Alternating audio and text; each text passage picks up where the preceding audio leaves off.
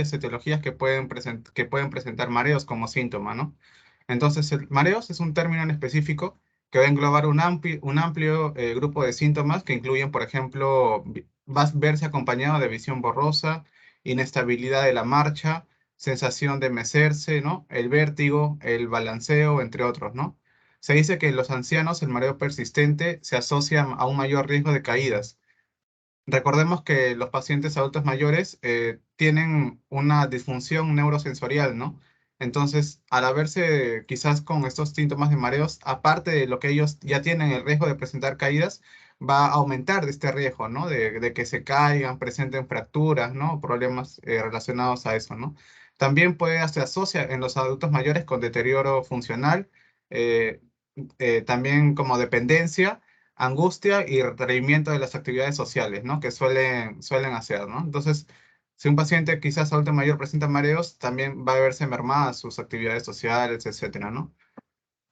Recordemos los síndromes geriátricos, entre ellos tenemos un gran abanico, ¿no? De síndromes geriátricos, no sé, delirio, inmovilidad, úlceras, entre otros, polifarmacia, heterogénea, entre otros. Y aquí encontramos, ¿no? Lo que son el síndrome geriátrico por vértigo y mareos y también que está asociado el síncope, ¿no? Que esa parte, pero también se relaciona bastante, ¿no? Con lo que son vértigo y mareos.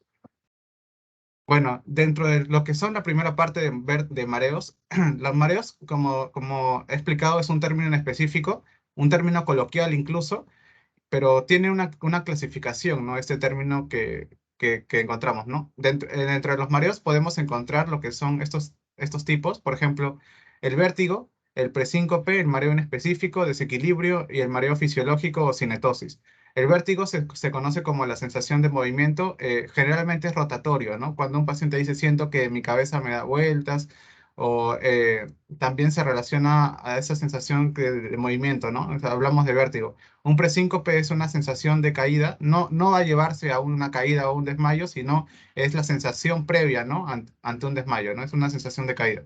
Mareo en específico se engloban los no incluidos en los grupos anteriores, como el mareo psicógeno, el.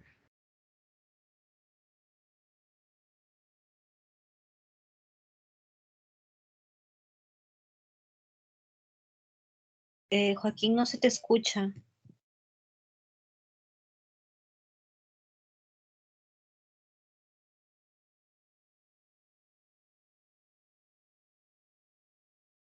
Joaquín, no se te escucha.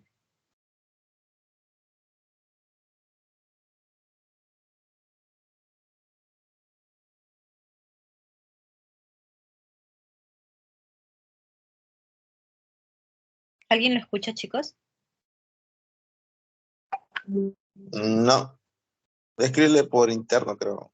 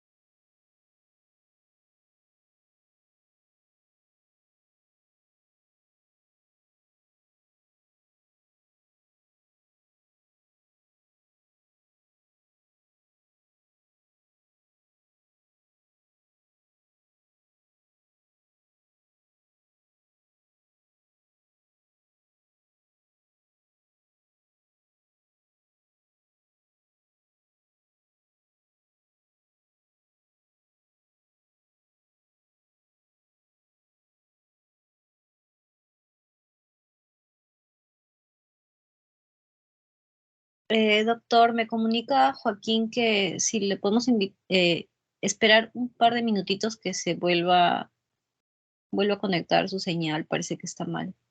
Ya, está bien, está bien. Gracias.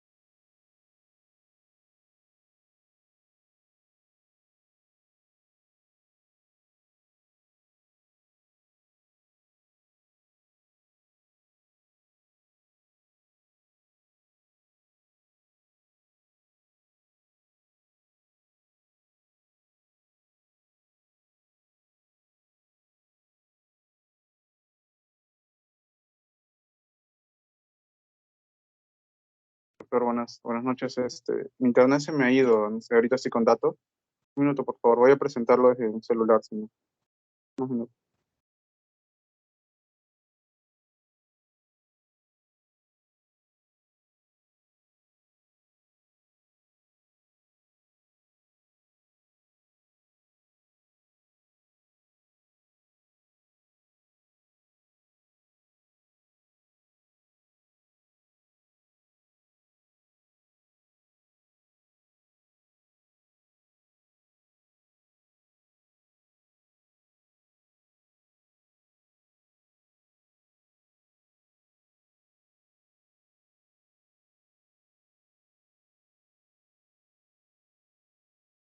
¿Se me escucha? Nelia, ¿me Sí, puedes sí. confirmar? Sí, se escucha, sí se Ya. escucha. Adelante, adelante. Ya. Sí, Claro, discúlpame, se me había ido el internet. ya, Bueno, no hay problema. Avanza. estaba esta parte ya había expuesto. Los síndromes geriátricos, ¿no? Recordemos que el síncope, el vértigo y mareos los encontramos aquí, ¿no? En esta parte, dentro de los síndromes geriátricos. Encontramos la clasificación que se había mencionado, ¿no? Dentro de este término mareos es un término específico que va a englobar a otros términos como el vértigo, como, ya, por favor. Como el vértigo, por ejemplo, que es la sensación de movimiento rotatorio. El presíncope, que si bien no va a llevar a una caída, es la sensación previa a la caída, inminente. El mareo en específico, que va a ser, por ejemplo, los no incluidos en los grupos anteriores, como el mareo psicógeno y el multisensorial. El desequilibrio es la sensación de inestabilidad de la marcha, ¿no? Esto es cuando un paciente va a realizar una caminata, ¿no? Va a sentir la sensación de inestabilidad, ¿no? Se diferencia, por ejemplo, con el vértigo, que el vértigo puede estar quizás un paciente no necesariamente en marcha, ¿no? Y va a sentir esta sensación rotatoria, ¿no? Ya, muy bien. Ahora también tenemos el mareo fisiológico, porque no todo mareo es patológico, ¿no? Sino también hay un mareo fisiológico que es conocido como cinetosis, que es producido por los movimientos, ¿no? Aparece en personas sanas. Ahora, el mareo, entonces podemos encontrar esos tipos, ¿no? Por ejemplo, dentro del mareo, si podemos preguntar al paciente, ¿no? ¿Siente usted que el entorno le gira? ¿Tiene un sentido de rotación? Entonces, si nos responde que sí, lo más probable es que sea vértigo, ¿no? Si está a punto de desmayarse, puede ser, nos puede decir nos puede conllevar un presíncope, ¿no? A sospechar. Si tiene una sensación de desbalance o inestabilidad postural, desequilibrio, ya que se relaciona con la marcha, y una sensación de estar flotando, una cabeza vacía u otro síntoma difícil de definir con un mareo en específico. Ahora, dentro del vértigo podemos preguntar si tiene síntomas del sistema nervioso central, ¿no? Si sí presenta, y depende, ¿no? Puede ser un ataque isquémico transitorio, si es mayor duración, un vértigo central y un esclerosis múltiple, entre otros, ¿no? Recordemos que hay tipos de vértigo. Hay un vértigo periférico y un vértigo central que voy a explicar de aquí en un momento. También tenemos que ver si tiene un problema de la audición, ¿no? Si tiene problema de audición, debemos preguntar, ¿tiene tinnitus? Si tiene tinnitus, debemos pensar, lo más probable es una enfermedad de Meniere, ¿no? Por la triada, ¿no? De vértigo, mareos, ¿no? Con tinnitus. Y si no presenta, debemos suponer, quizás sospechar de un neurinoma acústico, entre otros tipos, ¿no? El mareo también desequilibrio, ¿no? Si tiene una inestabilidad postural a la marcha y el mareo inespecífico, ¿no? Bueno, ese es un algoritmo que nos puede ayudar bastante para definir los tipos de mareo, ¿no? Ahora, la fisiopatología. Este control postural generalmente se mantiene por algunos sistemas integrados, ¿no? Por ejemplo, entre ellos los órganos, la visión, el sistema vestibular y el sistema propioceptivo. Recordemos que el paciente geriátrico, el adulto mayor, va a tener problemas neurosensoriales, ¿no? Va a verse afectada su visión, su audición, sus sentidos generalmente, ¿no? Una pérdida funcional, ¿no? Entonces, asociado a eso, aparte de tener, si hay una patología en estos sistemas y estructuras, puede verse aumentada, ¿no? Lo que son mareos y el vértigo, ¿no? Bueno, estos sistemas informan al sistema motor a través de los sistemas de control, como son el cerebelo y el sistema extrapiramidal, ¿no? También está muy involucrado en lo que son los mareos el sistema vestibular, que está compuesto, por ejemplo, por los canales semicirculares, estos, ¿no? El horizontal, el posterior, el superior, ¿no? Y también el utrículo, el sáculo, y bueno, parte de esto va a ser la vía vestibular, ¿no? Del nervio, el octavo par craneal, ¿no? El vestíbulo coclear, La parte vestibular va a ir hacia los núcleos del bulbo va a ir a las regiones como el cerebelo o, por ejemplo, a motoneuronas oculares, ¿no? Entonces, si hay una patología en lo que es esta parte, ¿no? Del conducto, de la parte interna del oído interno, de lo que son no sé, quizás en el nervio vestibular, perdón, en los canales semicirculares de la endolinfa, ¿no? Si hay algún problema, hablamos de una patología vestibular periférica. Si hablamos de un problema a nivel central, por ejemplo, en los núcleos del bulbo, o en los núcleos motores, o los núcleos cerebelosos, en las sustancias, ¿no? Podemos hablar de un sistema, de un vértigo central. Hay que diferenciar eso porque el manejo también va a variar dependiendo del origen, ¿no? De la etiología. También tenemos que las máculas otolíticas contenidas en el utrículo y en el sáculo informan de lo que es la gravedad, de la posición de la cabeza en el espacio y entre otros tipos, ¿no? De la velocidad también. Entonces, todos estos sistemas van a estar involucrados. La etiología del vértigo y mareos podemos hablar en cuanto a cuadros vestibulares, como les había mencionado, periféricos y centrales. Las cosas periféricas podemos encontrar como son el vértigo posicional benigno, la laberintitis, la enfermedad de Meniere, entre otras. Y a nivel central, como les había mencionado, es a nivel de los núcleos, ¿no? Podemos encontrar un accidente cerebrovascular, tumores, entre otros. También hay cuadros psiquiátricos, como son los trastornos psiquiátricos o de hiperventilación que pueden ocasionar mareos. Y el no vestibulares ni periféricos podemos encontrar lo que son el presíncope, ¿no? Los que no tienen que ver con el vértigo, ¿no? Los presíncopes, desequilibrios, otros y desconocidos. Hay que tener en cuenta que cuando evaluamos un paciente geriátrico dentro de la historia clínica, siempre debemos preguntar qué fármacos está tomando, ¿no? ¿Qué medicamentos está tomando, ¿no? La historia farmacológica. Entonces, dentro de estos podemos encontrar algunos fármacos que alteran la parte del oído, ¿no? Que ocasionan ototoxicidad, algunos fármacos, ¿no? También la parte vestibular. Los más clásicos ya se ha encontrado que son los aminoglucósidos, ¿no? Pero también tenemos otros como la eritromicina, las quinolonas, algunos antiarrítmicos como la quinidina, antiparasitarios que pueden ocasionar afectación, ¿no? Clonidina, quinina, AINES como salicilatos, indometacina, diuréticos de asa también, dependiendo de la dosis también, ¿no? Como furosemida o antineoplásicos, cisplatino, vinblastina, entre otros, ¿no? Sales de oro. Por eso tenemos que preguntar bien la historia farmacológica. También encontramos fármacos que afectan el área cerebelosa, como son los antiepilépticos, benzodiazepinas, antidepresivos, opiáceos, neurolépticos. Y entonces, en caso de sospechar de que algún paciente, ¿no? Recordemos que estos son fármacos que consumen normalmente algunos pacientes adultos mayores. Entonces, en caso tenemos un caso de mareos, explicarle, ¿no? Que estos fármacos pueden ocasionar, ¿no? Si encontramos que hay mareos que ya incapacitan al paciente, no hay mayor riesgo que beneficio, tenemos que quizás ver la opción de suspender o cambiar a otro tipo de fármaco que no afecte esta área vestibular ototóxica o cerebelosa. Ahora, dentro del enfoque clínico, ¿qué es lo primero que debemos evaluar cuando llega un paciente con mareos, ¿no? Lo primero debemos interrogar, ¿no? Eh, ¿Cómo es? Recordemos que el mareo es algo subjetivo, es un término específico y debemos ver, ¿no? Si es por moverse la cabeza, en un vértigo. Si es por ponerse de pie, una hipotensión ortostática. Si es por caminar, pensar en un desequilibrio, ¿no? Y la historia farmacológica, como les había mencionado. Dentro del examen físico hay que tener en cuenta la presión arterial, ¿no? Tenemos que medir la presión arterial de pie, sentado, ¿no?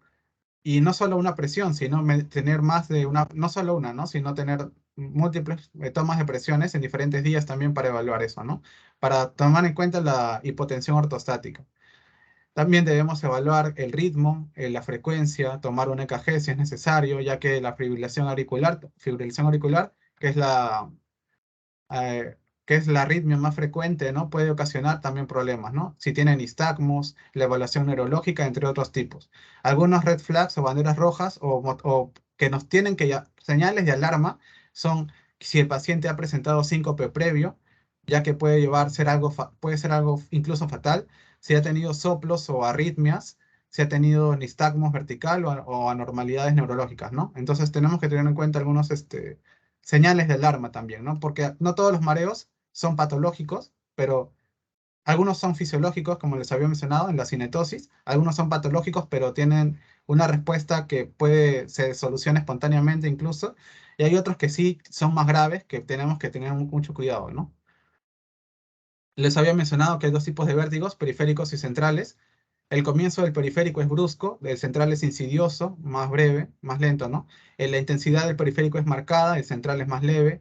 En el periférico los síntomas vegetativos autonómicos son intensos, en el central son más moderados. Auditivos, como les había mencionado, el periférico es por el nervio vestibular, ¿no? En el oído interno, problemas del oído interno son frecuentes los problemas auditivos. En cambio, los centrales son por núcleos, entonces es más raro. Encontramos entre tenemos otros síntomas también. El nistagmo es unidireccional en el periférico y en el central es bidireccional, variable, ¿no? Es no agotable, en cambio en el periférico es un nistagmo agotable, ¿no? Tenemos que tener en cuenta diferenciar bien si es un periférico y un central. ¿Por qué? Porque cuando hablamos de vértigo periférico tenemos algunas causas con un diferente tratamiento, como son la laberintitis, el síndrome de Reis-Hahn, neuronitis vestibular, Meniere, traumatismos, fármacos, entre otros. En cambio, los centrales puede ser por cuadros más graves como un hematoma, hemorragia, neurinoma, un tumor, ¿no? Del acústico, infarto troncoencefálico, cerebeloso, esclerosis múltiple, jaqueca de la arteria basilar. Entonces los centrales generalmente son más graves. Afortunadamente, ¿no? Gracias a Dios también, los periféricos se dicen que son los más frecuentes. En un 80% son periféricos, según lo he estado viendo. Los centrales son en un 20%, ¿no? O sea, los más comunes son los periféricos, pero también debemos tener en cuenta los centrales que pueden conllevar a una patología más grave. El manejo, como les había mencionado, algunos son más leves. El 50% se puede resolver de forma espontánea, pero en otros casos no, ¿no? Tenemos que corregir las causas desencadenantes. Dirigir el tratamiento a la causa desencadenante, ¿no? Como hemos visto, hay varios subtipos de mareos y de vértigo también, ¿no? Periférico y central. Va a ser un tratamiento específico e individualizado. Recordemos que el paciente adulto mayor, la edad no es sinónimo de decir no le vamos a dar esta opción terapéutica, no, sino tenemos que hacer una revisión geriátrica integral, ¿no? Evaluar la funcionalidad, la dependencia, si a nivel renal, cómo están sus riñones, su hígado, a nivel del sistema nervioso central, ¿no? También, ya que todo esto va a depender qué tipo de tratamiento podemos darle. En general, se aconseja, ¿no? Reposo en cama durante la crisis, y fármacos generalmente pueden ser sedantes vestibulares, por ejemplo, a dosis mínima necesaria, no siempre empezar de menos a más, ¿no? Retirarlos precozmente. Entre ellos encontramos sulpiride, podemos recetar fenotiacinas, antihistamínicos como dimenhidrinato, calcio antagonistas como sinaracina también, que se han visto, estudios han indicado un beneficio en estos pacientes con mareos o vértigo, ¿no? Ansiolíticos también como tratamiento coadyuvante, ¿no? Tener en cuenta también, ya que algunos ansiolíticos pueden empeorar el cuadro, así que hay que tener ojo con esto, ¿no? Antieméticos como la domperidona o metoclopramida, restricción de sal también y diuréticos, ¿no? Ya que restricción de sal porque hay problemas de la presión arterial, ¿no? La hipotensión ortostática, entonces la sal también puede conllevar a aumento de la presión, entonces tenemos que tener cuidado con estos usos, ¿no? Y el uso de diuréticos también se ha visto, ¿no? Hay otros cuadros, esto se da más que todo en enfermedad de Meniere, ¿no? Diuréticos, ¿no? Restricción de sal, algunos o fármacos que puedan ayudar, ¿no? Y también, si en caso no mejore, también evaluar la posibilidad con el otorrino, ¿no? En una cirugía en otorrino. Pero tener cuidado, ¿no? También primero evaluar la parte no farmacológica, la farmacológica y último la cirugía, ¿no? Ahora, el síncope. Hablamos de síncope como, este es otro síndrome geriátrico, aparte de los mareos y el vértigo. Hablamos del síncope como la pérdida súbita y transitoria de la conciencia. En los anteriores, como hablábamos de mareos, de vértigo, no había esta pérdida de la conciencia. Acá sí va a haber. Va a ser súbito y transitorio, asociado a una pérdida del tono postural del paciente y se va a recuperar generalmente espontáneamente, ¿no? Hablamos de presíncope, ya lo había mencionado, como la sensación, no es la pérdida del conocimiento, sino la sensación de pérdida inminente, ¿no? Es la sensación de que va a pasar esto con el síncope, ¿no? De la conciencia, sin que ésta llegue a producirse. Ahora, para hacer la evaluación clínica, primero debemos hacer el examen, la historia clínica, ¿no? El examen físico también del paciente, también la principal causa de síncope es un síncope vasovagal, ¿no? Entonces, está relacionado a problemas cardíacos, así que generalmente es necesario pedir un EKG. Tener en cuenta estos cuatro fármacos principales que pueden ocasionar el síncope, como son la L-Dopa, en el caso, por ejemplo, de Parkinson, ¿no? Que se le da haloperidol, un antipsicótico, ¿no? O, por ejemplo, en un delirium, que se le da también para controlar, ¿no? En caso sea necesario, fluoxetina o prometacina, ¿no? Entonces, estos fármacos se ha visto una gran asociación con síncope, tener en cuenta esto. Entonces, tenemos que tener en cuenta el diagnóstico, ya que el síncope tiene varias etiologías, puede ser vasovagal, situacional, por hipotensión ortostática, por arritmias en el electrocardiograma, ¿no? Si es sugerente, tenemos que pensar quizás en algún problema más grave como estenosis aórtica, embolia, síntomas neurológicos o un EKG alterado, ¿no? Ya que las arritmias, en este caso la fibrilación auricular, puede ocasionar también un síncope, ¿no? Y hay ocasiones en que el síncope no va a tener una causa específica, se le conoce como inexplicado. Ahora, hay factores de alarma, red flags, como se le dice, que tenemos que tener en cuenta. Si tiene, por ejemplo, si se nos presenta un paciente que ha tenido síncope y nos dice que ha tenido una cefalea muy brusca, muy intensa, luego de un ejercicio vigoroso, que eso es algo grave, tener en cuenta, ¿no? Si la cefalea es muy brusca o nunca antes vista previamente. Alteración del nivel de conciencia, ¿no? Si estás somnoliento, si estás confuso, si estás estuporoso, también tenemos que tener en cuenta. Meninginismo también, si hay síntomas de náuseas, de vómitos, fotofobia, ¿no? No sé, entre otros. Focalidad neurológica también, si hay debilidad de las extremidades, ataxia, vértigo, disartria, paresias, alteraciones visuales o crisis hipertensivas también, ¿no? En todos estos casos, que son factores de alarma para problemas más graves relacionados con síncope, se le recomienda dar, aparte del EKG, ¿no? Una tomografía cerebral para ver un daño, quizás un posible daño estructural, ¿no? Ya. Ahora, dentro del síncope encontramos 5 grandes grupos generalmente. Estos cinco son. Primero, los síndromes de inestabilidad vasomotora mediada por reflejos. Este es un síncope neuromediado. Hablamos de síncope mediado por reflejos, quizás, por ejemplo, cuando un paciente tiene una neuralgia del trigémino, ¿no? Si está asociado quizás a un problema neurológico como neuralgia o algún otro, estamos pensando más que todo en esto, ¿no? Inestabilidad vasomotora por reflejo. También hipotensión ortostática, ¿no? Si el paciente nos dice, yo cuando me levanto pierdo la conciencia súbitamente o me siento muy, muy mal, ¿no? Cuando se levanta bruscamente. Entonces debemos evaluar la presión arterial y pensar en un síncope por hipotensión ortostática. Igualmente por enfermedades neurológicas también. También síncope de origen cardíaco, como son enfermedad estructural del cardíaco o arritmias también, ¿no? Porque la fibrilación auricular o tromboembolismo, ¿no? O problemas cardíacos mitrales, no sé, puede ocasionar también síncopes, ¿no? Recordemos que la circulación parte del corazón, ¿no? Y va hacia el sistema nervioso central. Si hay un problema del gasto cardíaco, no va a haber una buena irrigación en el sistema nervioso central. Por lo tanto, puede llevar a este déficit de conciencia transitorio. El Quedan 5 síncope, minutos, por favor, discúlpame. 5 ok, minutos. ok, doctor. Síncope hipovolémico también. Ya, 5 minutos. Encontramos pruebas diagnósticas. Por ejemplo, tenemos que detectar arritmias, pensar en un masaje de seno carotidio, TIL test, que les voy a explicar, y valoración de la posibilidad de múltiples anormalidades como origen del síncope. ¿Qué es el TIL test, no? El TIL test es un test, valga la redundancia, para medir un posible síncope vasovagal, quizás, ¿no? Se le pone al paciente en una camilla, debemos medir el EKG, la presión y el pulso. Se le inclina 70 grados en esta posición y luego de 10 a 60 minutos se evalúan las funciones, ¿no? Como era la presión y el pulso, ¿no?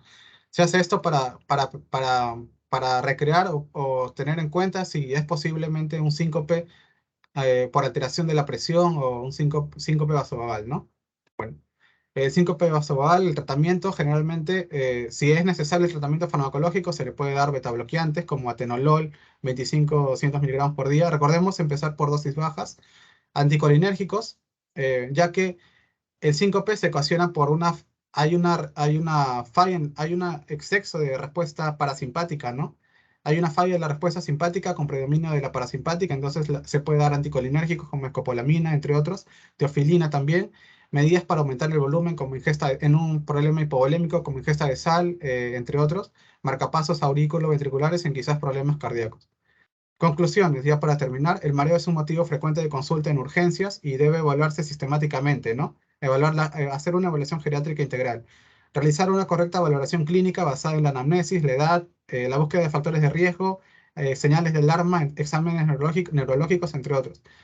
Debemos también diferenciar el vértigo presíncope, el vértigo periférico central, entre otros, ¿no? Realizar una buena entrevista en parte de urgencias, descartar patologías potencialmente letales como ACV, y en el síncope tener en cuenta la gran heterogeneidad que hay. Lo más frecuente es el vasovagal, el tratamiento específico para cada uno, ¿no? La bibliografía es esta, y bueno, eso sería todo. Gracias por su atención y disculpen los problemas de internet. Eso sería todo. Bien, muchas gracias, doctor. Muy bien. Felicitaciones, muy bien. ¿Alguna pregunta para su compañero? ¿Alguna duda o comentario? Solo enfatizar, es muy importante la definición inicial, ¿no? Como mencionó el compañero, cuando ustedes vean pacientes, traten de definir bien, en base a su historia clínica, de qué se trata. Si es un vértigo, es un mareo, es un síncope, una lipotimia, porque de eso va a depender el protocolo de evaluación y van a depender los probables diagnósticos diferenciales. Es muy importante. En líneas generales, el 80%, como mencionó el compañero, de vértigos son de origen periférico. Felizmente, la mayoría de veces son benignos, aunque no necesariamente no provoquen discapacidad, ¿no? Aquellos pacientes que tienen la enfermedad de Meniere realmente son pacientes que están sometidos de manera intercurrente cada cierto tiempo a estas crisis, ¿no? Que les provocan discapacidad porque el vértigo es severo. En el caso de las laberintitis o neuronitis vestibulares, sí son cuadros bruscos, son cuadros muchas veces intensos, severos, pero felizmente se resuelven. Pueden durar algunas semanas. El vértigo posicional paroxístico benigno es mucho más frecuente, pero este vértigo es un vértigo de intensidad breve, dura segundos o pocos minutos, pero sí tiene tendencia a ser recurrente e incluso puede ser responsable de caídas en el adulto mayor. La presencia de tinnitus, la presencia de hipoacusia, de un nistagmus horizontal agotable, puede orientar hacia un vértigo de origen periférico. Ahora, en pacientes con vértigo central, como es un compromiso de la fosa posterior, no es que solamente hay vértigo, siempre ustedes tienen que buscar el plus, ¿no? Y ese plus está representado por disfunción de las otras estructuras de fosa posterior. Llámense manifestaciones de disfunción cerebelosa como ataxia, compromiso de pares craneales o trastorno de nivel de conciencia. Ese vértigo es un vértigo habitualmente también brusco y severo. Esa es la característica. Y el nistagmus es un nistagmus permanente, ¿no? Prácticamente inagotable. Ahora, en relación con los síncopes, el síncope en principio en geriatría es de origen cardiovascular hasta que no se demuestre lo contrario. O sea, la primera causa es cardiovascular y hay que buscar causas cardiovasculares. Hay que hacer un protocolo de evaluación progresivo. Siempre ustedes, como en todo en medicina, tienen que ir de lo más simple a lo más complejo. Irán primero desde un examen físico cardiovascular completo hasta un ecodoppler carotidio, vértebro-basilar, harán un ecocardiograma, un EKG y después, recién ahí después, irán pues por procedimientos de estudio un poco más complejos. Una prueba de esfuerzo, una tomografía, un estudio electrofisiológico, un test de mesa basculante, etcétera, ¿no? Dependerá de qué cosa estamos evaluando, qué cosa estamos sospechando. Esa es la manera correcta de, repito, trabajar. El mareo es también una molestia común, es una sensación como de aturdimiento o de, digamos, es como una sensación de atontamiento, dice la gente, es un atontamiento, un aturdimiento. No es propiamente una pérdida de conciencia, tampoco es un vértigo, porque el vértigo en sí mismo es una sensación alucinatoria de movimiento, esa es la característica que define el vértigo, pero en el mareo uno también debe considerar las causas cardiovasculares y metabólicas como las más frecuentes en pacientes geriátricos. Nunca atribuir, como hacen muchos lamentablemente, los vértigos de los pacientes a problemas de colesterol, triglicéridos, glucosa, como mucha gente piensa, y se limita únicamente a pedir exámenes de laboratorio de este tipo. He visto varios pacientes, una vez una señora vino a la consulta, había sido vista por vértigo en varios servicios, incluyendo en otorrino, medicina interna, pero nadie la había examinado. Y la señora lo que tenía era una estenosis aórtica. Y el vértigo era por estenosis aórtica. Estenosis aórtica significativa y tuvo que ser derivada a cardiología para después ser operada. Entonces, es importante hacer un examen clínico completo. Muy bien, no sé si no hay preguntas, entonces vamos a quedar por hoy. Nos estaríamos viendo la próxima semana. El martes tenemos revista de revistas. Y bueno, un buen fin de semana para todos. Buenas noches. Gracias, doctor. Buenas noches.